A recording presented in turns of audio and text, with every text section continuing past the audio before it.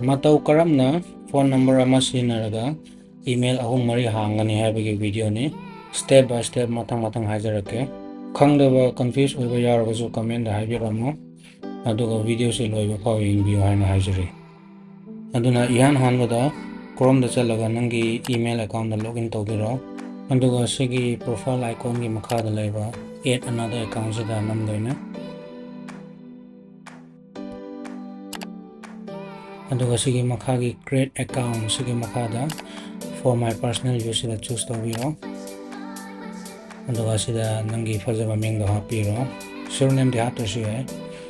next tawbiro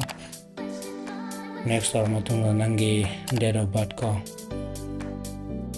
date kya dara aduga month choose tawbiro aduga chahi choose tawbiro aduga nangi gender male or female ko aduga next tawbiro moina sida gmail ani home ko ming moina recommend torakani suggest torakani adudagi khalasu ye aduga nang nasagi create tawbusu ye no isana create tawjage ningsing maka line ba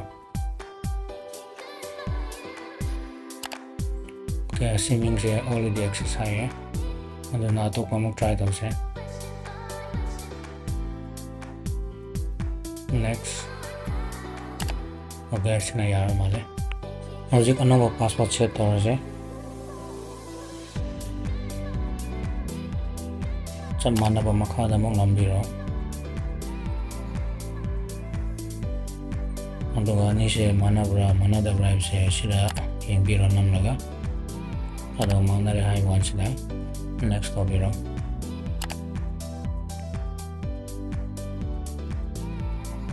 nasa gmail hangwala use tawda phone number da sida hapiro aduga next tawbiro torama tungda nangi phone da OTP lagani aduga OTP sida hapiro hapra matunga next tawse aduga recovery email se haptaba yadega se haptaba nangi email to matam khra lara kakhibuji yai aduna hana lerama nangi gmail ko active oibago adu amek ta hapiro aduga next namse next nang kurba matungda sida nangi final details to yengbiyo munnaga phone number chombra aduga asa email gi maming nang create tawdo chombra aduga bajana yengbiro aduga among next namse aduga sida last scroll daraga ko maka sida I agree sida click tawbiro say click tawbiraga then next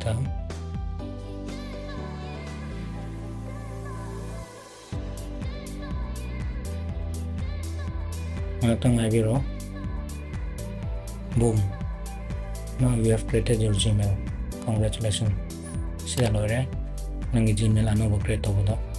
sida yengbiro mangi dashboard